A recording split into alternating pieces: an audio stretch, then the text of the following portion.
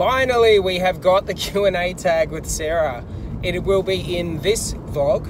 Keep watching. We're going to go through a few questions. Now, these questions I just found off the internet. A couple of them are my own, in order to get to know Sarah a little better and to lead the conversation, or to let it flow a little bit more. I hope you enjoy. Welcome back, Sarah. I have been promising and I shall deliver. I have 10 questions to ask you in regards to fitness, group fitness, or whatever it is. But first, introduce yourself. Hi, I'm Sarah. So I'm in charge of programs here at Active Monash. Basically that means that I put on programs designed to help people get fitter and stronger. And I've created results here, which is basically functional training, teaching people how to lift heavy things safely and basically become the strongest and fittest versions of themselves that they can. Yay. All right, question one. So I did a bit of a trail through the internet to see what the best fitness questions in relation to group fitness, group programming, group training, that sort of thing was. One, what led you to fitness? I used to be like mega super unhealthy. I took lots of drugs, I drank, I smoked, I was, a pretty gross human. And I pretty much just did like a full 180 and decided that I wanted to get really healthy, and it just kind of snowballed, basically. And here you are. And here I am, in charge of fitness. Exactly. Yeah. Were you a sporty kid?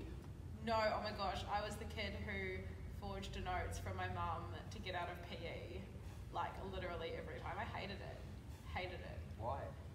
I don't know, I think I had that whole fixed mindset of like, I've never been good at this thing, so I'm not going to try.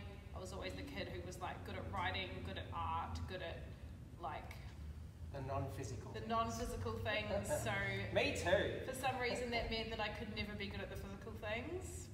I don't know. Body pump or grit? Because they're very similar to CrossFit. I can't believe you just said that. There's nothing similar about them at all. I prefer a training style that supports moving through a full range of motion. So I'm going to say neither. What is your fave type of exercise? Olympic weightlifting. And why? Because I feel like it's a very empowering thing to be able to do. It's very technical. It's very challenging, but I find that that's where the rewarding part comes from, is something so hard you have to keep trying and trying and trying, and all those little wins, it's not something you can just try and be good at it. Well, I've never met anyone who just walked in and was like, no, it's not a thing. Yep. It requires a lot of dedication, commitment, and mental strength as well as physical, and I think that's a really cool thing. Awesome. What are some of the biggest mistakes people have made in the gym in your time within this industry that you've seen or witnessed? I think that a big one is people thinking that more is more, or that more is better. So rather than focusing on either like quality technique or on like a higher intensity session for a shorter amount of time, in their mind, working out for longer is going to be better. And I used to be the same. Like I used to think like that as well. But my where my education's gone and just how I've learned from my own personal experiences that is completely inaccurate. Yeah. But that's something that I still see a lot, like in people I train and just general gym members and trainers as well, like promote this idea that, oh, I did 3 hours in the gym, like that's going to be better, but it's not. It's stupid. So stupid. How did we meet? You and I? Yes. You interviewed me for this role. Did I? And I was so bossy that you were like, oh, I'll have her. To be fair, your predecessor, we'll leave it at that. But no, you're obviously the best person for the job. Thank you.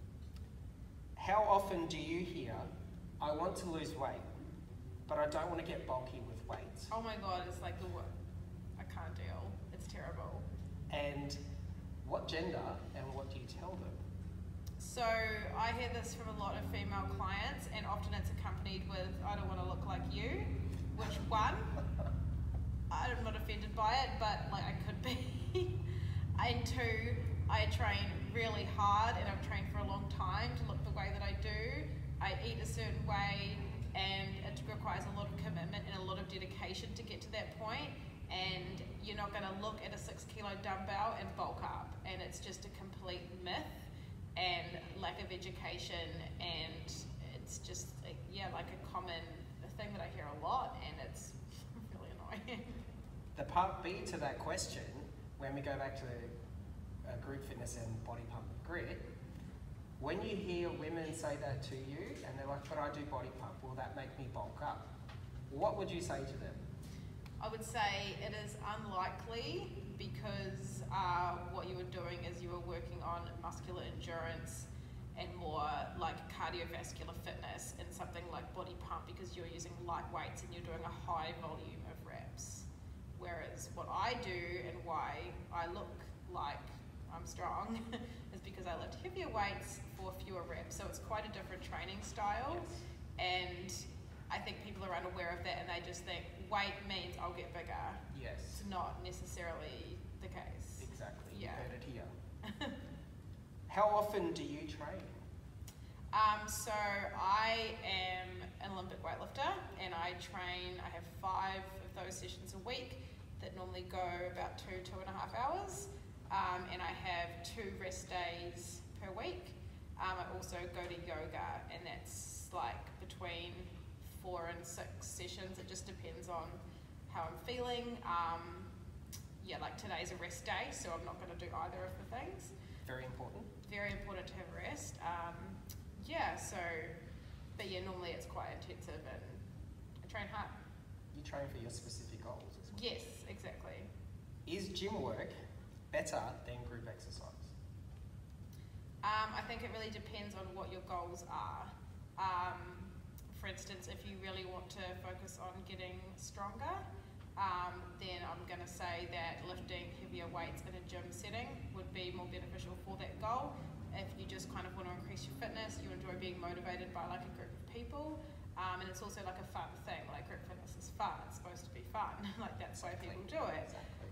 So it really does depend on your goals, and I wouldn't advise someone to do one or the other without knowing what they actually wanted to achieve, right? Yeah. Yeah, it's very different. Well, you pretty much answered the last one, but I'll ask it anyway. Are people better off not doing classes like Zumba or body step because it's seen as not to be real exercise? Oh my God, so one of my favorite clients, and I love this lady, she's amazing. She is 50 years old. I train her once a week. We focus on lifting. She can back squat 85 kilos, right? She loves Zumba as well. And I love that she loves Zumba. And the reason that she likes it is because she feels like she can just like let go and just like enjoy herself. And she's active, she's moving, it's great. She may not be achieving a lot in terms of physiological change, but that mental benefit that she gets from that, and that environment, and everyone just being themselves. Yeah. And so I would not begrudge anyone doing anything like that ever. Yeah. Like if you enjoy it and that's something that makes you feel good and makes you want to keep going, like why wouldn't you do it? Exactly. So would you say that the takeaway from this is if you feel good doing it, keep doing it? I'd say there are a few exceptions to that. Well, as long as you're still working towards your goal in other aspects. If your 50-year-old, I hate using that. If your client is still maintaining or still achieving her lifting goals, and psychologically she's getting a benefit from Zumba, yes, exactly. They have the same benefit. So a question that I always ask myself when I'm making decisions in regard to like my lifestyle outside of my training, for instance, do I want to do a random CrossFit session this week? I ask myself, does this align with my goals, which are at the moment to do with Olympic weightlifting? The answer is going to be no, so I won't do it. Yes. Right? But if that wasn't my goal and I needed to just have a fun workout, then the answer might be different. So that's what I always ask myself. So I think that, it really does depend on what your focus is and what you're trying to achieve. Yes. Yeah. Good answer. Go Zumba. Go Zumba, not for me, but go Zumba. No, I've never done it. Thank you for joining us. Thank you so much. As you are watching this, I would already have been 3 days into my holiday, which probably means I'm relaxed AF. Well overdue. I hope you've enjoyed this vlog. I seriously enjoyed making it. loved having a Q&A tag with Sarah. She cracks me up. She is truly one of the most genuine people. She is a very good friend and an amazing addition to our team at Active Monash. Don't forget to subscribe if you haven't already. Hit the notification bell, drop me a like, give me a comment, let me know if there's anything you want me to cover. And just a heads up before I sign off, my next one, which is supposed to be posting this Friday, I'm hoping we fly back in on Thursday night. Fingers crossed that I have enough time to edit it from all the footage from the holiday. I'll split it up into 2 vlogs, just so I've got time to edit it and make it somewhat passable. Anywho, thank you for watching once again. I will see you soon.